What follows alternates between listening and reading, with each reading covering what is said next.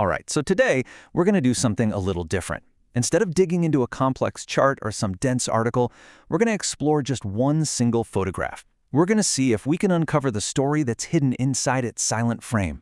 So let's dive in and see what this landscape is waiting to tell us. Okay, take a good look at this. I mean, really let it sink in for a second. It's a place that seems completely still, right? Captured in just one moment. But here's the thing. Every line, every shadow, every patch of color, it's like a word in a sentence. The real question we're going to explore together is this. What story does a silent landscape actually tell? You know how it goes. If you want to understand the big picture, you gotta start small. So we're gonna have to become detectives here and examine the evidence one piece at a time. Let's lean in and take a closer look at this picture of thirst. So right away, the first impression is pretty simple. It's just dry ground, isn't it? Cracked earth under a bright sky. It's a familiar sight, the kind of thing you might glance at and just forget. It seems totally straightforward. But we know there's always more to the story. What is this image really showing us? What if we treat this landscape not as just a static picture, but as, say, a historical document? What could we learn? Now that's where the real investigation begins. So let's do this. We're going to deconstruct this scene, piece by piece. We'll break down the anatomy of this dry place, pulling apart all the visual information to see how it all fits together to tell its story. Here's our roadmap. We're going to focus on 4 key visual clues. First, the pattern of those cracks.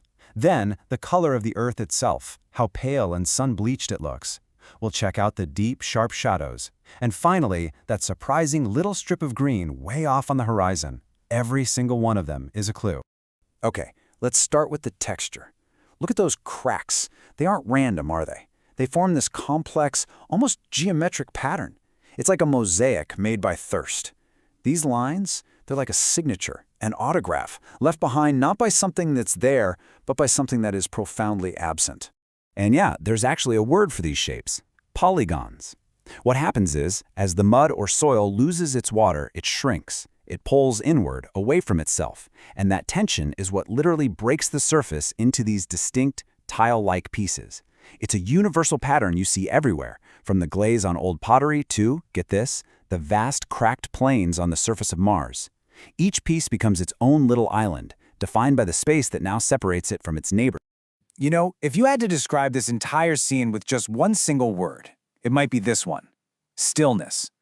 Those sharp shadows tell us the sun is strong, but nothing is moving. There's no blur, no breeze kicking up dust. It's a moment totally frozen in time, a world just holding its breath.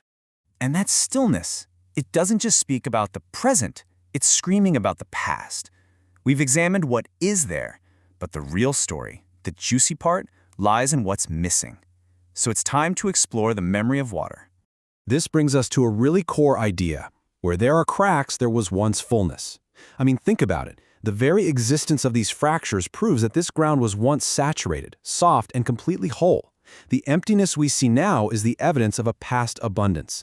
So the really crucial point here is that this one location contains a tale of 2 different times. Back then, there was flow, there was life, there was fullness. Now, there is stillness, silence, and emptiness. This isn't just a picture of dry ground. It's a picture of a massive transformation. And all of this brings us to the language of the landscape itself. How can a place like this, without a single word, communicate so much? It's all about translating these visual clues into a narrative, into a feeling. And a huge part of that language is contrast. Just look at the foreground, the hard, cracked, barren earth.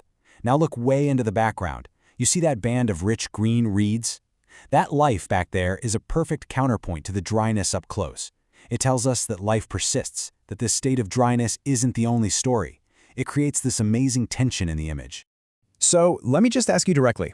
Looking at this, what does this landscape make you feel? Is it just sadness, despair, or is there something else mixed in there? The answer isn't simple, is it? It's almost like we can map those emotions.